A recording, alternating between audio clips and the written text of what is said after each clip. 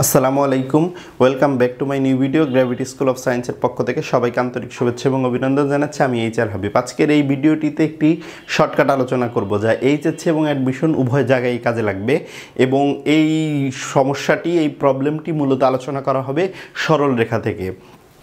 দেখো, একটি সরল রেখার যদি বাহুগুলোর মধ্যবিন্দু দেওয়া থাকে, একটি সরলরেখার যদি বাহুগুলোর মধ্যবিন্দু দেওয়া থাকে, তাহলে কিভাবে এর শীর্ষগুলার স্থানাঙ্ক বের করা যায় সেই টেকনিকটা আলোচনা করব। দেখো, এখানে AB বাহুর মধ্যবিন্দু হচ্ছে E, এখানে BC বাহুর মধ্যবিন্দু হচ্ছে D, AC বাহুর মধ্যবিন্দু F। তাহলে এই বিন্দুগুলার স্থানাঙ্ক দেওয়া আছে। দেখো, এখানে D বিন্দুর স্থানাঙ্ক x1 y1, E বিন্দুর স্থানাঙ্ক x2 y2, F বিন্দুর স্থানাঙ্ক x3 y3। তাহলে এর স্থানাঙ্ক কেমন হবে, B এর স্থানাঙ্ক কেমন হবে, C এর স্থানাঙ্ক কেমন হবে? দেখো, A বিন্দুর স্থানাঙ্ক বের করার উপায় হবে এই রকম। এ বিন্দুটা কোন মধ্যবিন্দু দুইটার সাথে জড়িত? এই যে এ বিন্দুটা দেখো, এই অংশটুকুর সাথে জড়িত, এই মধ্যবিন্দু দুইটার সাথে জড়িত। তাহলে কি করবা, এই মধ্যবিন্দু দুইটার বুজ যোগ করবা, x2 যোগ x3 বিয়োগ করবা হচ্ছে যেটা জড়িত না, বিপরীত যেটা আছে, এই যে D বিন্দুর বিয়োগ হচ্ছে x1, এই D বিন্দুর বুজ বিয়োগ করতে হবে। অনুরূপভাবে কোটি বের করার নিয়মও same, y2 plus y3 minus এই যে এই বিন্দুর কোটি y1। ঠিক আছে? অনুরূপভাবে আমরা B বিন্দুর স্থানাঙ্ক বের করতে পারি। লক্ষ্য করো, B বিন্দুর স্থানাঙ্কটা কি হবে? B বিন্দুটা কোন দুইটা মধ্যবিন্দুর সাথে জড়িত, বা কোন দুইটা মধ্যবিন্দুর সাথে ত্রিভুজ গঠন করে, এইভাবে বলতে পারি। তাহলে B বিন্দুটা E বিন্দু আর D বিন্দুর সাথে ত্রিভুজ গঠন করে। তাহলে এই E আর D এর বুজ যোগ করতে হবে, x1 যোগ x2 বিয়োগ করতে হবে বিপরীত মধ্যবিন্দুটা।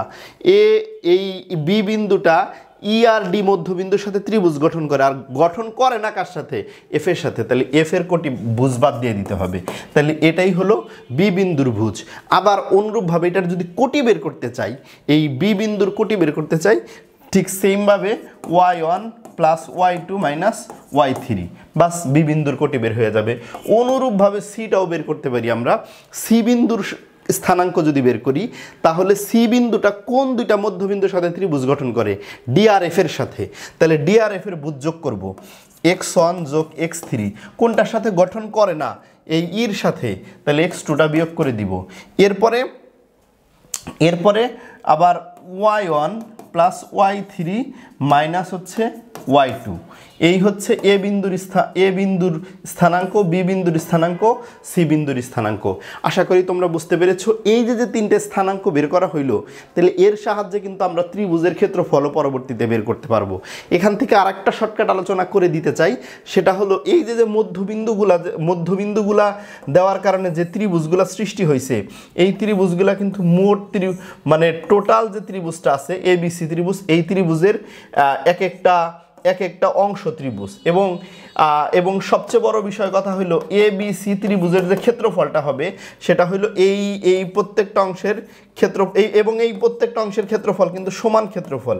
আমি যদি এটা DEF ধরি, তাহলে 4 × DF এর সমান, মানে একটা অংশ, দুইটা অংশ, তিনটা অংশ, চারটা অংশ, অর্থাৎ মধ্যবিন্দুগুলা ত্রিভুজকে সমান তিনটা অংশ বিভক্ত করে, এবং যার কারণে মোট ত্রিভুজের ক্ষেত্রফলটা হবে এই যে কোনো একটা ত্রিভুজের ক্ষেত্রফলের 4 গুণ। আশা করি তোমরা বুঝতে পেরেছো।